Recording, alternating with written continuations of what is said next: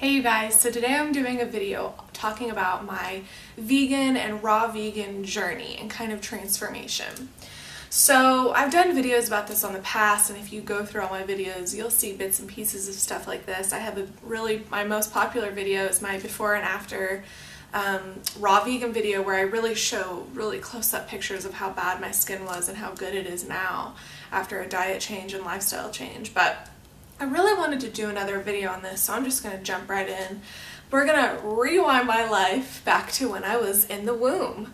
I always talk about, what women eat in the womb or whenever they're pregnant, because I feel like that is just so important. Obviously, I feel like people know this, but yet they obviously don't, because pregnant women eat pretty bad these days. And I really don't know if the OBGYNs and stuff like that really clarify to women that what they eat is what the baby eats, But anyway, so my mom did not eat very good in the womb. Now, she tried her best with the knowledge that she had at the time. I know that she always took her prenatal vitamins, and that is something that I would actually never do right now if I was pregnant, but that's a whole nother story. So my mom tried the best, and my mom is absolutely the best mom ever. So this is nothing against her. She just simply didn't understand the things that I do now, and I really, I don't know if blame is the right word, but I blame it on the lack of internet, Now we have all of these resources. I'm doing a video right now for you guys.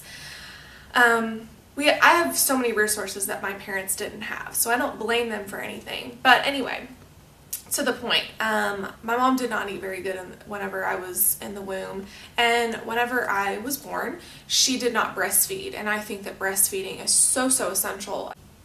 Not only breastfeeding, but making sure that what, the mother eats when she's breastfeeding is on point, you know what I mean?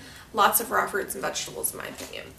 But anyway, so I just started out on this path of eating the standard American diet. I have home video footage of me. I wish I could get it, but I can't because my parents are in a whole nother town. But there's video footage of me sitting at the table eating milk and cereal.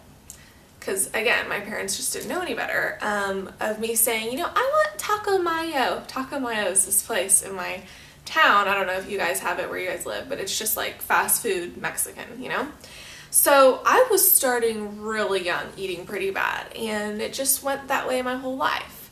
And at about 10 or 11, I started getting skin problems, and I looked around at other people, and they weren't having the same skin problems as me. Even my brother. My brother never really had the same issues to the same level as I did. He did have skin problems himself, but it wasn't like me. I feel like that mine was just really bad. So I started looking around, and no one else was going through this, and I just thought, what the heck? And my default answer to this was that, it's just hereditary because my dad had really bad skin. So I just kind of wrote it off, and I think my mom even made a couple comments like, Victoria, it's your diet, and I just didn't connect. When you're little like that, when someone tells you to eat healthy and you're not ready to hear it, you're not going to listen. If I had been told about raw veganism when I was 15, 16, even 17 or 18, I probably would have been like, you're crazy, I'm going to go eat fettuccine alfredo and you can buzz off, So when you're not ready to hear this, sometimes a lot of hostility comes out of people, and I don't know why that is, but it just, I don't know, food is really important to people. But anyway, so my skin just got really bad, and it was a really big struggle. I tried probably every skincare you could ever try, and I even went to the dermatologist when I was in high school, and she put me on several antibiotics. I remember she put me on one, and it made me feel really weird. I think I was dizzy, I just started feeling really weird, so I got off that and I got on another antibiotic. So I've done a lot of damage to the microbiome, as Dan McDonald says. So when anybody asks me why I am partaking in the use of probiotics, it's because I know that I've done damage to my GI tract. And I know that raw veganism heals you, but sometimes you just need a little extra oomph, and I really trust the Pyridine probiotics, and I feel really good on them, so that's why I do it. Now, do you have to take probiotics? No, absolutely not, but I do, and I don't think it's necessary per se, but like I said, I know the damage I've done to my GI tract in terms of wrecking the beneficial bacteria. And not to mention, my whole life growing up, I took a ton of antibiotics because like anytime I had a runny nose, I would go to the doctor, and of course they put you on all of these horrible things. But anyway, so yeah, basically I just ate unhealthy. I didn't know what I was doing. I didn't know about health. I didn't know that everything you eat either helps your internal organs or it hurts them. So that was my life in a nutshell. Really bad acne. I was also very overweight.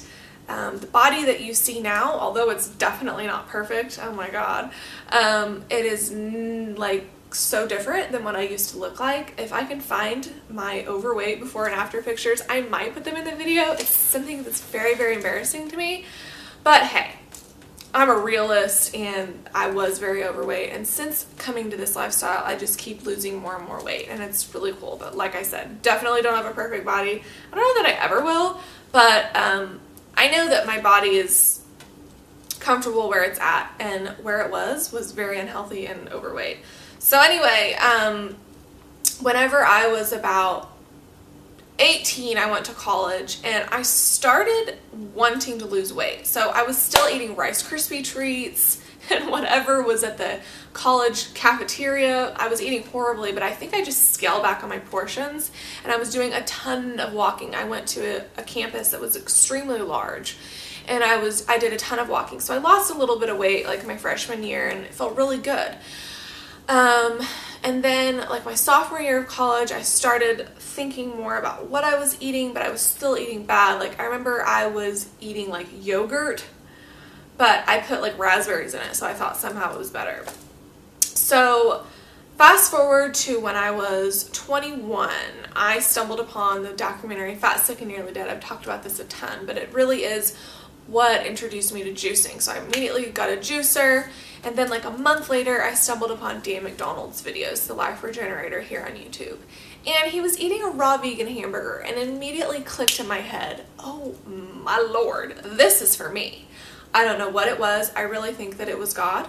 But I went raw overnight, and I've not looked back since. So on my almost 4.5 year raw vegan journey, my skin has cleared up. I used to have really bad digestive problems. You can use your imagination with that. Never had correct digestion my entire life. All of that is gone. What else? I had self-diagnosed hypoglycemia. If I didn't eat before I started this lifestyle, I would get shaky. I would get all kinds of crazy. And it was bad. What else have I cured? I used to have really bad headaches. I went to the eye doctor a couple times when I was like 13, and he didn't give me any answers. And yeah, so I used to have really bad headaches. The list goes on and on. I really can't think of anything else right now, but I know there is more. But all of these things have gone away once I stepped out of my body's way and I started feeding it the food that it wanted. So I love raw veganism, and I really feel like that it can cure anybody. But it's not only raw veganism, because you can eat a 2-pound sack of almonds and like maybe one leaf of lettuce every other year and still consider yourself a raw vegan.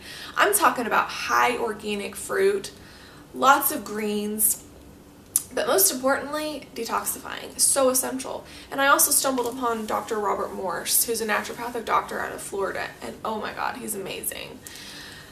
He's really changed my life as well in his herbs. So if you have any health problem, whether it's skin problems or whether it's, cancer, the C word, cancer, I really encourage you to change your diet and lifestyle and just give this a chance, because we've done a lot of damage to our body, to our organs, by just feeding it nothing but cooked trash. And I think that it would do so many people's bodies justice if we could just start feeding them plants. It would also help our environment. It would also help my dear, dear animal friends that I love very much.